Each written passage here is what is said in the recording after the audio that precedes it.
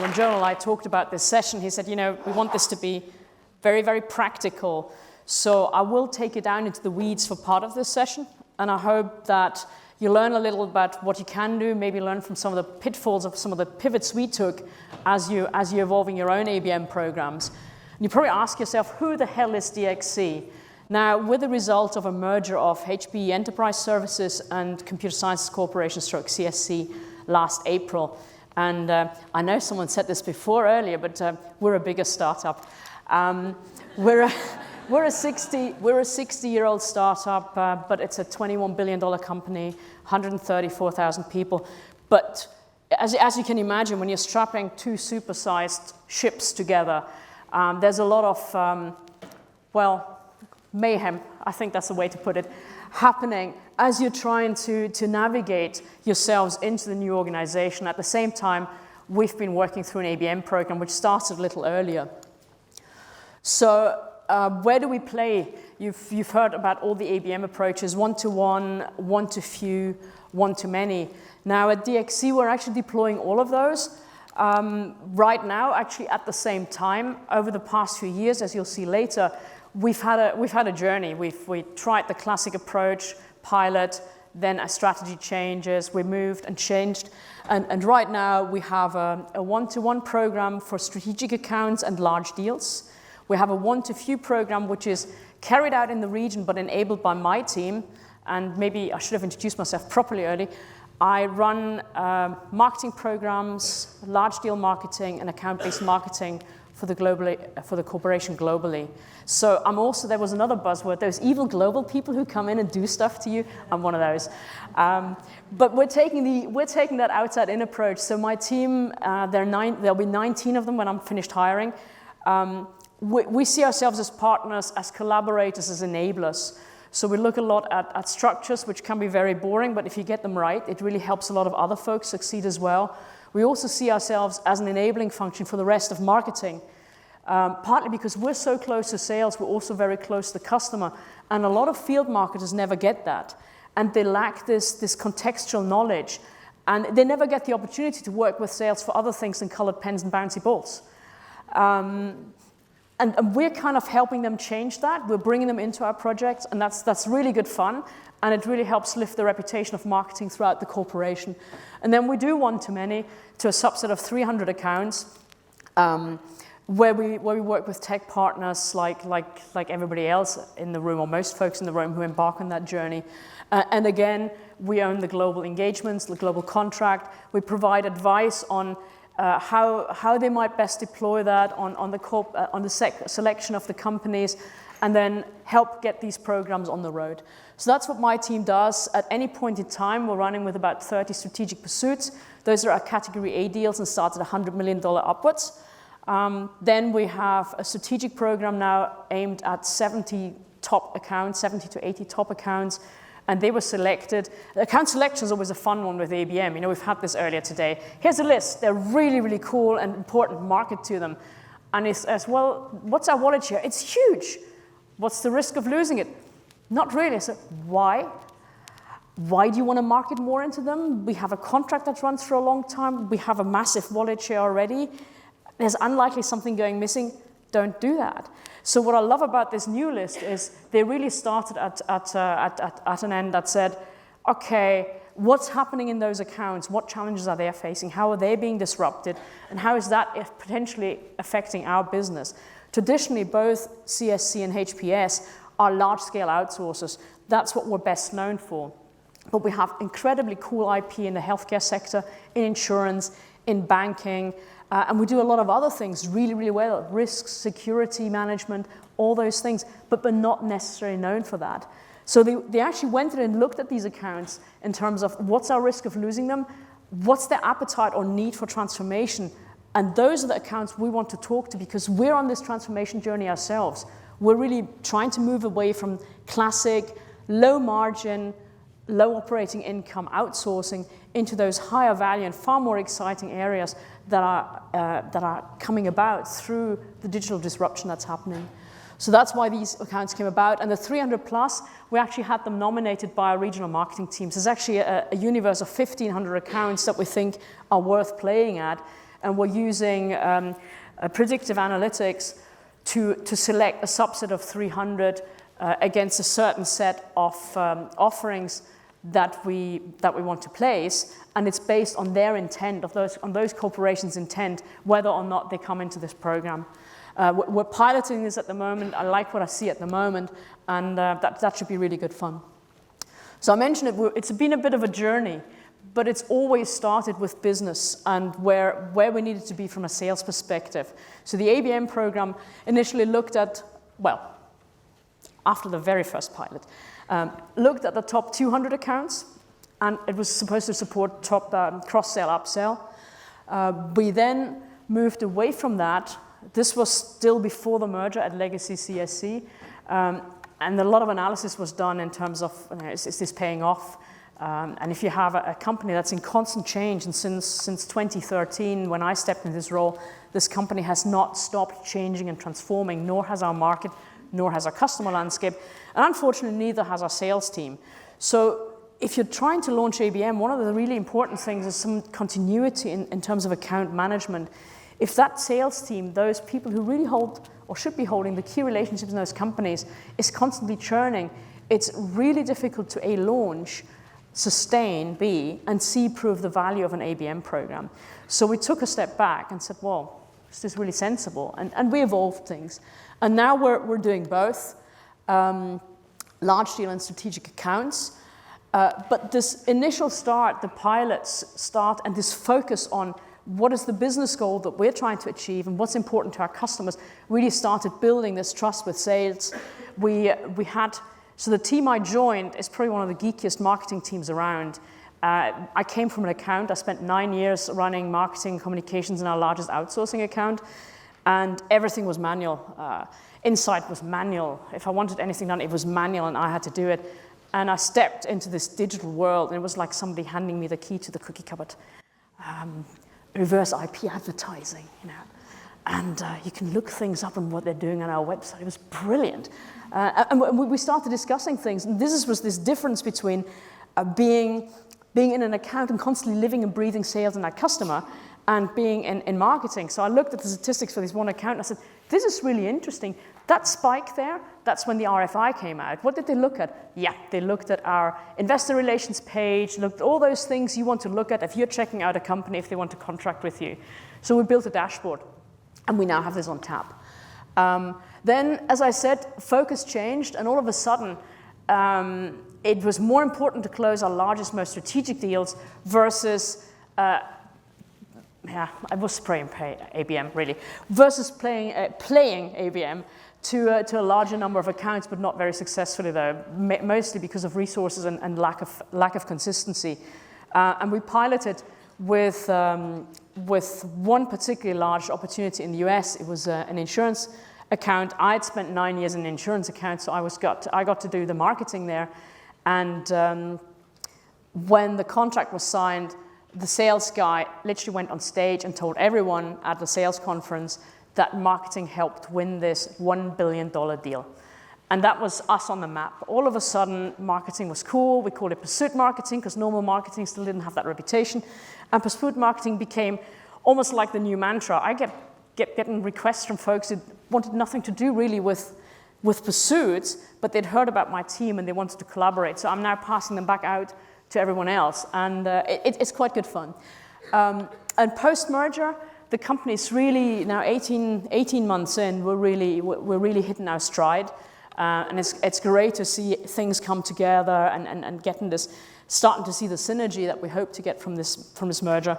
And earlier in the year, the corporate investment board decided that they wanted at that level to invest in ABM in the corporation, and I was given an additional 12 headcount.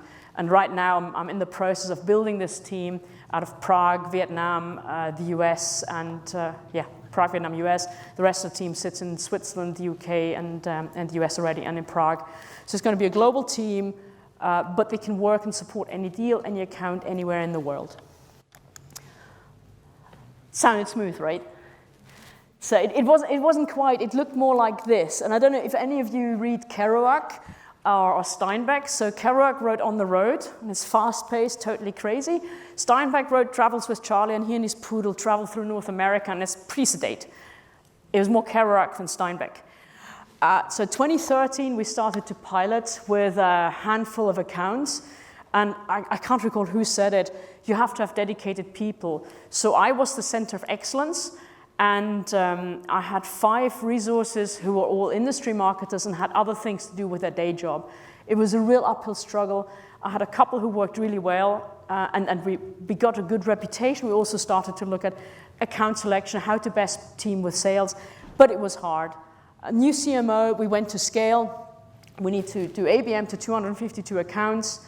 Again, I only had borrowed resources, but I had some great outside partner to provide that scale, provide the insight, and get it off the ground. But as I said, a lot of churn in our organization, a lot of change to our strategy, and just made it really hard to prove that value. The pivot happened with pursuit marketing. We were actually baked into the large deal process. So there was a panel at the time in CSC when large deals came in. There'd be 20 of us on a call, and this would be like a clearinghouse. Okay, this is this size deal, they're that far down the line, too late for marketing. This one here is early, who can you assign? So that was a really nice, smooth engine, and then the merger was announced. The pipeline got a little bit sticky. And post-merger, we all had to kind of find our spaces. And this, again, I think where the setup of my team, because we're super collaborative, we work with others, we help, we pass the ball. And that really helped establish us as a good group and a go-to player. And that's really how we ended up with where we are now, being able to grow the program.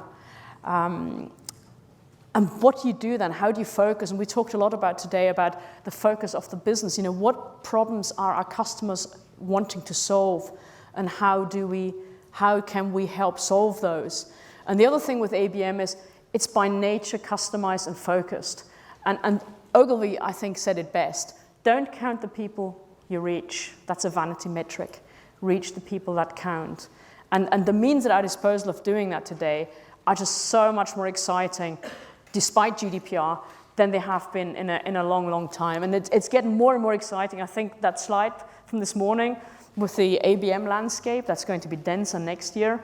I expect there'll be some consolidation, because I think there is also demand by customers like us who do not want to work with 20 vendors. We need this integrated and talking to each other, but it's a super exciting time to get into account-based marketing and start using this.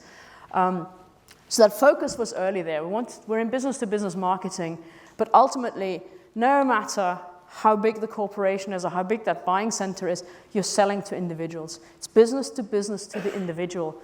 And as silly as that might sound, one of those big deals we landed in the 2000s with one client, it was a head-to-head race with one large competitor and us.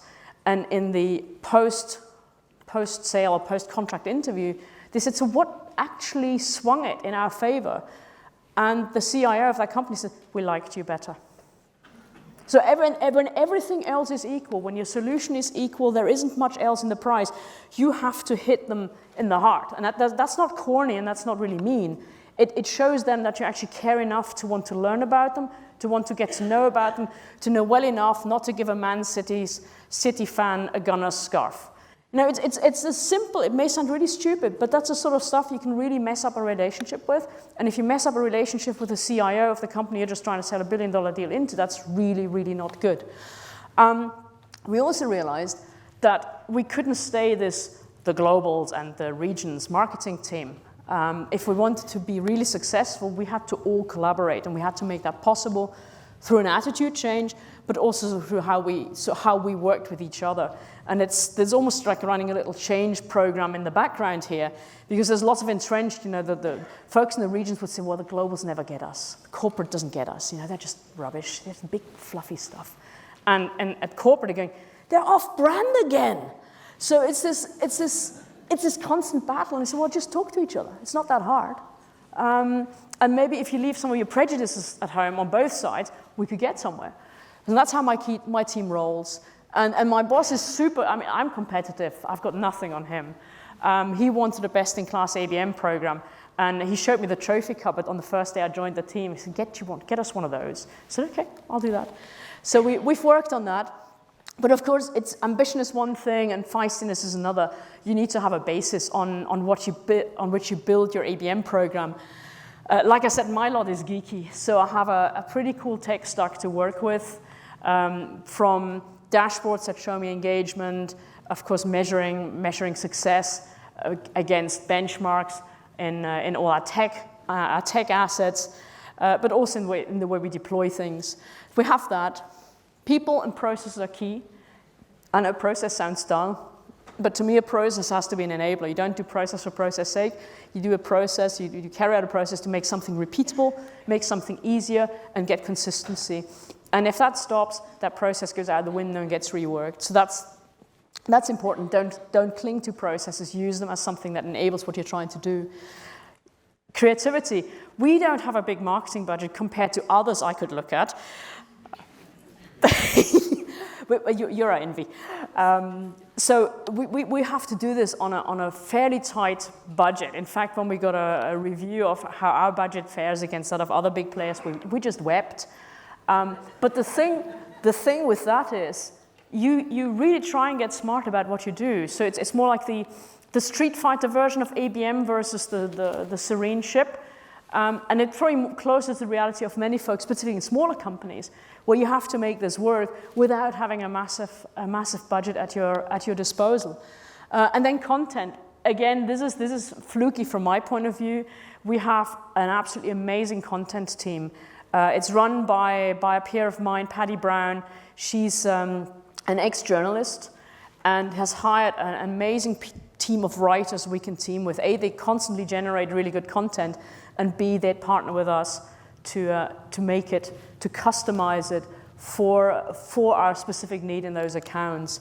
So if you turn this on your head, what we really have is a human-centric ABM approach that is technology-enabled. That gives us the scale to the point that we need it. And the team I have, I'm lucky to have work with me. They didn't hit the road as ABMers. You can't find ABMers for love or money. So you have to look at hiring the right talent and the right mindset. Most of the team has had exposure to sales or has even had a stint in sales. They're experienced marketers. They have done demand gen. They have done field marketing, not on the image, but recent joiners. They come from agencies. They were account managers in agencies. So they have a really varied background, and they understand the dynamics between sales, but also the dynamic between us and the company and our customers and what's important there. So these are the sort of folks I have on my team. And then technology enables all those other things that allows us to focus from a pursuit where we're just trying to hit a buying center in maybe 3 locations in one customer to maybe several buying centers globally within, again, one account, but multiple divisions, to then enabling for the regions, the one-to-few marketing, the sector marketing in the various industries. And then that's something, I love that. Grace Hopper said, the most dangerous phrase in the language is, we've always done it this way. I think it's easy to fall into a trap. You set up your program, it's going well, somebody pats you on the back and says, it's really super, it's great, it's delivering, and then you stagnate. And I think our company, because of the way our markets have evolved, our clients, because of the way marketing and technology evolves, we're having to change. Change is the one constant that is now present. And if we think that we can do ABM tomorrow the way we did it today, then we're going down a dead end. So it might sound daunting, but keep your eye on the road. Keep your eye on what's happening. And if you need to change your program because your corporation's landscape is changing, do it. Don't cling to it. Pivot it like we did. It's possible. Because you don't have to necessarily invest in a big stack. A lot of the things you need to do ABM well, you already have. You might just need to repurpose it. My comment earlier about the statistics on the web, we had all the data. It's just that they were looking at it more from a web content management point of view. What are the sticky pages? What's our top consumed content? That's great. And it's important. If I own a section on our website, that is important to me. But the data is already there. You might just need to pivot it. And all of a sudden, you have the basis for your ABM program. So it's not quite as scary as it might sound, and quite as investment heavy as it might sound. At the key of it all is teamwork. We've heard that several times today. Teaming within sales, with the sales team, teaming within the marketing organization, break down those barriers, departmental barriers, collaborate with each other. Everybody has a role to play, and I say play your position. If everybody plays their position, you don't have to worry about the outcome, because if everybody does what they're supposed to be doing, then it works a treat. And if they do so, collaborating with each other, working with each other for this one focus, what business problem does this client need solving, and how can we help? Help is important. Then I think you're on a winning track. The way this works for us, and again, that was said a few times earlier today, the ABMer is the CMO. It's the one person from the marketing organization that works with this account most closely. He or she is part of the leadership team of that account, takes part in planning sessions, and is the interface. The moment either a large deal hits us, or we get into a planning cycle, or want to launch another campaign, he or she then draws on the entire rest of the marketing organization, either for a deal as a SWAT team, or at the beginning of a planning cycle for an ABM program, to really put our best foot forward. What is the best content? What do we need to create, and why? Which events can we leverage? What is happening in the region that we could make use of, or could the region adapt something to accommodate something that is really important for this client? So we have this big planning session. At the end of a deal, they disband anyway, and for the others, it's business as usual when we work around the ABM programs. And now the bits in the weeds that I threatened. So we've built a bit of a repository and a process framework, both for Pursuits and the ABM program, just to provide this framework. Like I said, ABMers didn't grow on trees. When I started this out, I kind of had to coach folks, because we didn't have many folks back in the company, left in the company, who'd done large deal marketing. Many had disbanded because legacy CSC had cut down on marketing. So I had to coach folks, teach them what this was about, the sales and marketing relationship, how you actually approach a large deal. And I created, together with the team, a whole bunch of assets that help both educate them, but really importantly, set expectations with sales. When they pull you in at the last moment and say, I need a poster and I want to win this deal, there's one answer to that, no. But really, you very politely explain to them that we don't sprinkle fairy dust as much as we'd like to, and that things happen overnight, and B, that a poster doesn't constitute marketing. And then we take a step back and educate them about what marketing can do at every step of that deal and every step of that engagement, which tactic and why, which activity. Sometimes, whether you run out of home or online advertising, or whether you create some very specific assets. I mean, what you mentioned earlier today, the big posters and things you created, those are things that really help our clients understand what we're trying to sell, and that get you the aha moment from sales when they realize, maybe I should be talking to these folks early, because they do more than bouncy balls and colored pens. So this serves this dual purpose.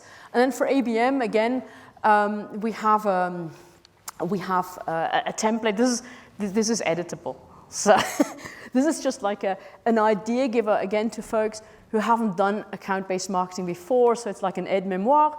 They can work through it and they dismiss anything that is not relevant. But it gives them a good point, and they can go into this meeting with sales, into their initial meeting with sales, armed with a lot of insight, because we do that, social listening, all those web stats that I mentioned, the intent data that we have. We research the executives. So we come to the party armed, but we give them a little bit more so they can actually then carry on that conversation, and meaningfully so. And the last one, that's really important. So our time comes free at the moment to the sales teams, but we do cross-charge any media spent, or if we engage with an external creative agency, we'd like to see that money back as well. So the budget approval form is super important to us. Signed in blood. Then this whole teaming with sales things, like I said, it's an education process. When we rolled this out first, they really had this perception that marketing comes in and does a poster, and then marketing comes and does a brochure. I call that go for marketing, go fetch. And it's a recipe for disaster, because sales never sees the best that marketing bring to the party, and marketing is permanently frustrated because sales really doesn't get it. So we start with a little education and literally walk them along a timeline, like I mentioned earlier. So these are the things we can do, and if we do these things, we might just change the propensity of that business to buy from us. And that's when it all of a sudden sets in, this could work. And we have rules of engagement. Working with my team is a privilege, not a right. So if a team, be that an account team or a sales team, denies access to information, doesn't integrate the marketer into the team, and literally keeps them at arm's length, just like others said earlier, we basically tell them nicely that it was lovely meeting them all, and we wish them the best of luck in the future, but we're not going to be working with them because we can't put our best foot forward. And we don't start out to produce or create average. That's just not what we want to do. We're not here to create something average or bad. So those rules of engagement are really, really important. And therefore, they meet at eye level. It's about professional respect. Could I sell a billion-dollar deal? No, I couldn't. But these guys couldn't market either. So let's just have a bit of respect for each other. We both bring our best game to the table, and together we can achieve something that's much, much better, as if we just ignored each other. That's what this is about. And then the next bit is measurement. So we measure at the tactic level, because we want to see, we're really hands-on, particularly with those large account things and the deals. We literally measure every asset, how it's performing, and if it's not performing, because particularly with pursuits, your time window isn't very long. If it's not performing, it's out of the window. We ask ourselves why it is not performing. We also inform sales that it's not performing, because these things are based on their win themes. And if something's not performing, they need to know about it. And then we swap it out against something else. So we have a whole content plan ready, weeks in it, that goes weeks beyond our actual need, to make sure that we can swap assets out as and when required, in case one of the ones we had planned doesn't go to plan. So we look at that. We look at, like I said, that's the asset performance. This is a LinkedIn campaign. We also look across the account. What's the engagement? Have we actually driven higher engagement? Those are still marketing metrics, but we communicate into sales in a way that's understandable. Sounds arrogant. We're trying not to talk marketing buzzwords, but if we had no visits to our website for 3 months, and after we start this activity, and all of a sudden we're getting 50, 60 hits a day, we've made a difference. And that they can then relate to that. Ultimately, it's down to, in this binary, do we win something or not? It's as simple as that. Did we make money out of this? Did business result from our activities? That's what we measure. And then I measure the program. Still fluky here.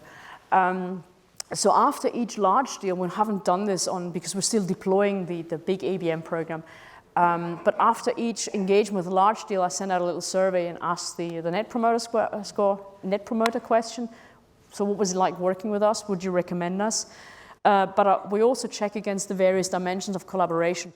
And that's really to see whether did we get it right? Did we understand it? Do they feel we understand them?